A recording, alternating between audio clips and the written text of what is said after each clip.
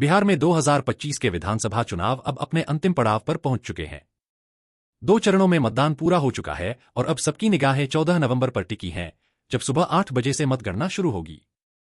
चुनाव आयोग के अनुसार इस बार बिहार की 243 विधानसभा सीटों के लिए मतदान 6 नवंबर और 11 नवंबर को हुआ था। यह चुनाव सिर्फ एक सरकार चुनने का नहीं, बल्कि राज्य की राजनीति की पूरी दिशा तय करने का चुनाव बन गया है।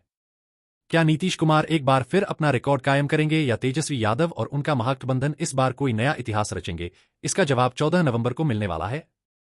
इस बार बिहार ने मतदान के मामले में एक नया इतिहास रच दिया है।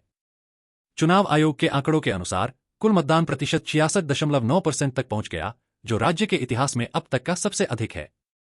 पहले चरण में लगभग 65.08% मतदान हुआ, जबकि दूसरे चरण में यह बढ़कर 68.8% तक पहुंच गया। सबसे दिलचस्प बात यह रही कि महिला मतदाताओं ने पुरुषों से ज्यादा मतदान किया। बिहार के गांवों से लेकर शहरों तक हर जगह मतदान केंद्रों पर लंबी कतारों ने यह साफ कर दिया कि जनता इस बार अपनी आवाज उठाना चाहती है। लेकिन इतना अधिक मतदान सत्ता पक्ष के लिए चेतावनी भी बन सकता है, क्योंकि बिहार के इतिहास में जब जब मतदान प्रतिशत तेजी से बढ़ा है, तब तब सत्ता में बदलाव भी देखा गया है। अब बात करते हैं एग्जिट पोल्स की। इस बार के एग्जिट पोल्स ने फिर से राजनीतिक माहौल को गरमा दिया है।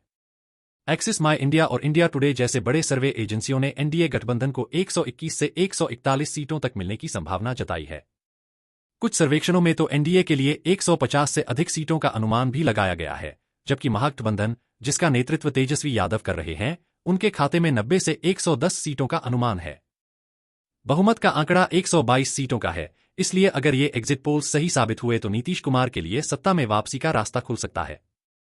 लेकिन बिहार की राजनीति में अक्सर एग्जिट पोल्स और असली नतीजों में बड़ा फर्क देखा गया है, इसलिए अंतिम फैसला जनता के वोट ही करेंगे। इस चुनाव का राजनीतिक संदर्भ भी बहुत गहरा है। नीतीश कुमार, जो देश के सबसे लंबे समय तक मुख्यमंत्री रहने वाले नेताओं में से एक हैं, उनके लिए यह चुनाव एक तरह से विरासत का चुनाव है। एनडीए ने इस बार भी विकास और स्थिरता का नारा दिया, वहीं दूसरी ओर तेजस्वी यादव ने रोजगार और परिवर्तन का मुद्दा उठाया। उन्होंने युवाओं और महिलाओं को अपनी ओर खींचने की पूरी कोशिश की। राजनीतिक विश्लेषकों का कहना है कि तेजस्वी ने इस बार अपने अभियान का स्वर बदल दिया, वे शांत, आत्मविश्वासी और केंद्रित नजर आए। लेकिन नीतीश कुमार का अनुभव और प्रधानमंत्री नरेंद्र मोदी की रैलियों का प्रभाव एनडीए के पक्ष में जा सकता है। इस बार के चुनाव में एक और दिलचस्प पहलू रहा बिहार के युवाओं और पहली बार वोट देने वालों की भूमिका। अल जजीरा की रिपोर्ट के अनुसार बिहार जैसे युवा राज्य में यह चुनाव एक सामाजिक लहर की तरह देखा जा रहा है, जहां युवा अब केवल पार्टी नहीं, बल्कि नीतियों के आधार पर वोट कर रहे हैं। बेरोजगारी, शिक्षा और पलायन जैसे मुद्दे इस बार लोगों के मन में गहराई से बसे हुए हैं। यही कारण है कि विशेषज्ञों का मानना है कि अगर नतीजे किसी दिशा में झुकते हैं, तो उसका असर राष्ट्रीय राजनीति पर भी पड़ सकता है। गिनती के दिन सबसे अधिक नजर कुछ महत्वपूर्ण क्षेत्रों पर रहेगी, सीमांचल, मिथिलांचल और मगध की सीटों पर। ये क्षेत्र पारंपरिक रूप से अप्रत्याशित माने जाते हैं और यहां से ही चुनाव की हवा का रुख पता चलता है। शुरुआती 2 घंटे के अंदर ही पहले रुझान सामने आने लगेंगे और दोपहर तक तस्वीर साफ होनी शुरू हो जाएगी। अगर एनडीए उम्मीद के मुताबिक प्रदर्शन करता है, तो नीतीश कुमार एक बार फिर सत्ता में लौट सकते हैं। लेकिन अगर महागठबंधन ने ऊंचे मतदान प्रतिशत को अपने पक्ष में मोड़ लिया, तो बिहार एक नए राजनीतिक अध्याय में प्रवेश कर सकता है। आज के समय में जब देश भर में लोकतंत्र की चर्चा हो रही है, बिहार का यह रिकॉर्ड तोड़ मतदान एक मजबूत संदेश देता है। जनता अब चुप नहीं बैठना चाहती, बल्कि अपनी बात मतदान के जरिए कह रही है। महिलाओं की बढ़ती भागीदारी और युवाओं का उत्साह दिखाता है कि बिहार अब सिर्फ वोट नहीं दे रहा, बल्कि अपनी पहचान खुद लिख रहा है। अब सबकी नजरें 14 नवंबर की सुबह पर हैं। चुनाव आयोग ने साफ कहा है कि मतगणना की पूरी प्रक्रिया पारदर्शी और सुरक्षित होगी।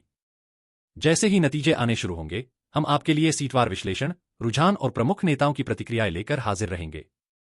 तो दोस्तों, यह था बिहार विधानसभा चुनाव 2025 का पूरा राजनीतिक चित्र, जहां उत्साह, उम्मीद और लोकतंत्र तीनों अपनी चरम सीमा पर हैं। आपका क्या मानना है? क्या नीतीश कुमार फिर मुख्यमंत्री बनेंगे या बिहार एक नई कहानी लिखेगा? हमें कमेंट में जरूर बताइए, और अगर यह वीडियो पसंद आए तो लाइक, शेयर और सब्सक्राइब करना न भूलें। अगली वीडियो में हम लेकर आएंगे नतीजों का लाइव विश्लेषण। तब तक के लिए जय हिंद, जय बिहार।